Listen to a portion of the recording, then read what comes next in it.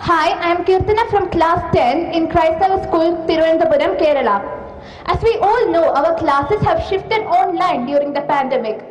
There is so much distraction in our homes in the form of mobile, social media, etc. Sir, so my question is, how can we improve the learning through online classes? Thank you, Kirtana. Honorable Sir, online education has challenged not only students but teachers too. Mr. Chandra Chudeshwaran M., a teacher from Krishnagiri, seeks guidance and direction from you. Sir, please ask your question. Namaste, Honorable Prime Minister Sir.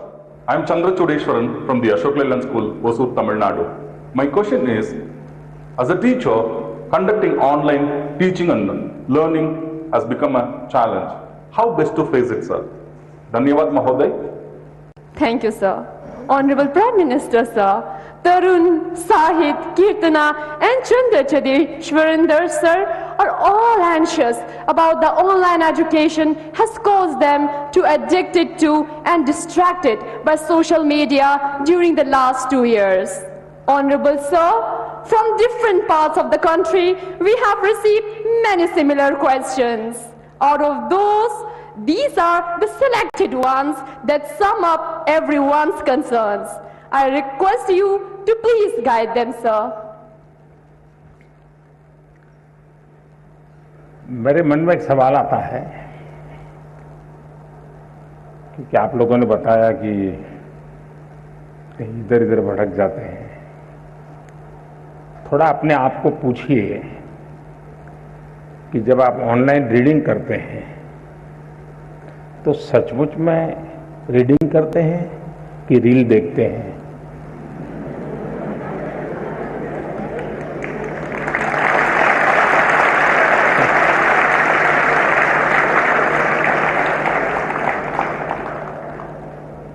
अब मैं आपको हाथ ऊपर नहीं कराऊंगा, लेकिन आप समझ गए कि मैंने आपको पकड़ लिया है।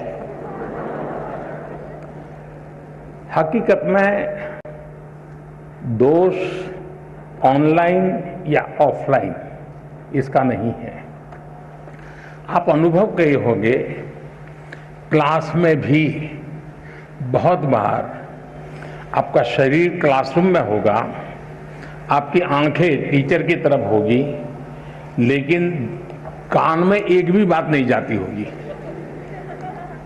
क्योंकि आपका दिमाग कहीं और होगा। कान को तो कोई दरवाजा नहीं लगाया है, कोई खिड़की नहीं लगाई, लेकिन मन कहीं और है तो सुनना ही बंद हो जाता है, रजिस्टर ही नहीं होता है। जो चीजें ऑफलाइन होती हैं वही चीजें ऑनलाइन भी होती हैं। इसका मतलब है कि माध्यम समस्या नहीं है, मन समस्या है।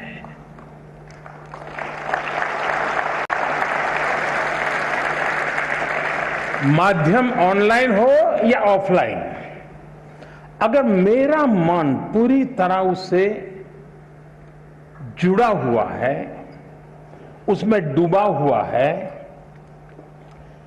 मेरा एक खोजी मन है जो उसकी बारीकियों को पकड़ने की कोशिश कर रहा है, तो आपके लिए ऑनलाइन या ऑफलाइन मैं नहीं मानता हूं कि कोई फर्क पड़ सकता है। और इसलिए हम, जैसे युग बदलता है तो माध्यम भी बदलते रहते हैं। अब पहले के जमाने में जो गुरुकुल चलते थे, सदियों पहले, सहस्त्र वर्ष पहले, तो वहां तो प्रिंटिंग पेपर भी नहीं थे, तो उस समय कोई किताब भी नहीं थी, तो ऐसे ही कंठस्थ सब चलता था। तो उनकी श्रवण शक्ति इतनी तेज रहती थी कि सुनते थे और उसको कंठस्थ कर लेते थे, और पीढ़ी दर पीढ़ी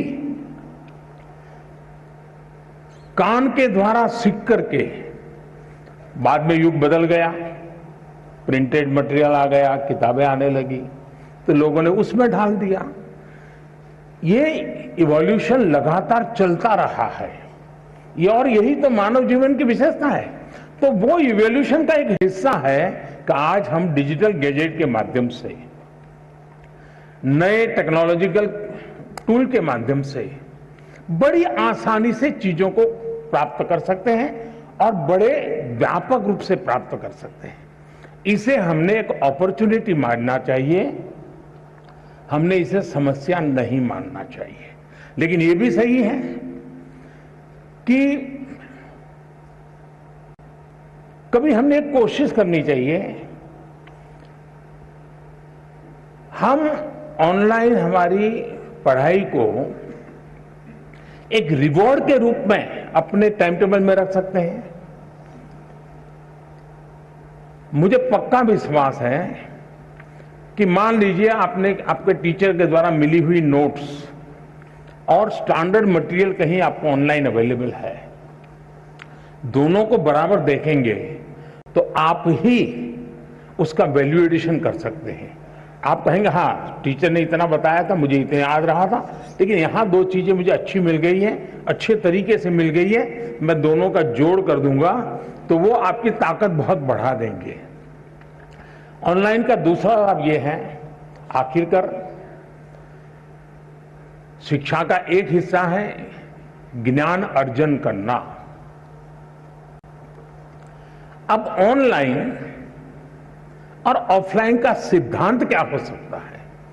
मैं मानता हूं ऑनलाइन पाने के लिए है, ऑफलाइन बनने के लिए है।